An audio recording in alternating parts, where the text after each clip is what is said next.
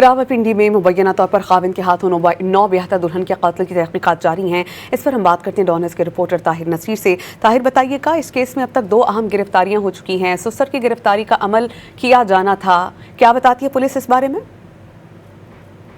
जी बिल्कुल, देखिए, रावलपिंडी के थाना सिविल लाइंस के इलाके लालकुर्ती में घरेलू तशद्दुद का एक और वाकया सामने आया है।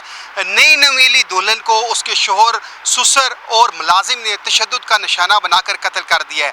वक़ुआ 20 अगस्त को लालकुर्ती के इलाके में पेश आया, जहाँ पे जो मकतूला का भाई है उसने पुलिस को ये मुकदमा दर्ज करवाया कि मकतूला के सुसर ने उसको फ़ोन किया, जिसके बाद वो जब घर में पहुंचा तो उसकी बहन जो है वो वाशरूम में हाथ उसके बंधे हुए थे, मुंह से झाग निकली हुई थी और जबकि एक तार उसकी गर्दन में लपेटी हुई थी जो शावर के साथ बांधी गई थी।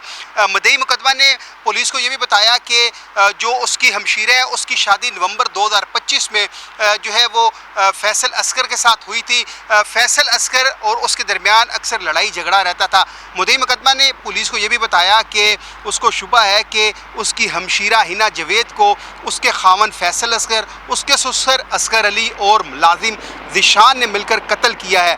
पुलिस ने लाश को पोस्टमार्टम के लिए अस्पताल मुंतकिल किया और इस वाक़े में जो मरकज़ी मुलजिम है फैसल असगर और ज़िशान, उसको गिरफ्तार करके मकामी अदालत में पेश किया गया और वहाँ से 3 रोज़ का जिस्मानी रिमांड हासिल किया गया। पुलिस का ये कहना है कि वक़ूए में इस्तेमाल होने वाली रस्सी और तार को बरामद कर लिया है, जबकि मकतूला का पोस्टमार्टम जब आएगा तो उसमें ये वाज़ह होगा कि इसके जिस्म के ऊपर तशद्दुद के निशानात थे, लेकिन जो मुंह से झाग निकली थी, क्या उसको इससे कबल कोई जहर आलूद चीज़ दी गई थी।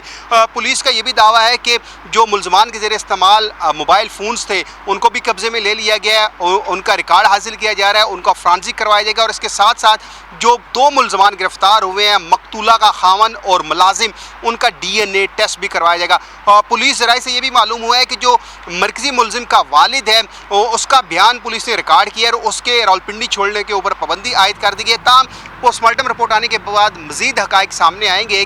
पोस्टमार्टम रिपोर्ट के बाद मज़ीद हक़ाइक़ सामने आएंगे। जाहिद, बहुत शुक्रिया, आपने हमें ताहिर नसीर अपडेट किया।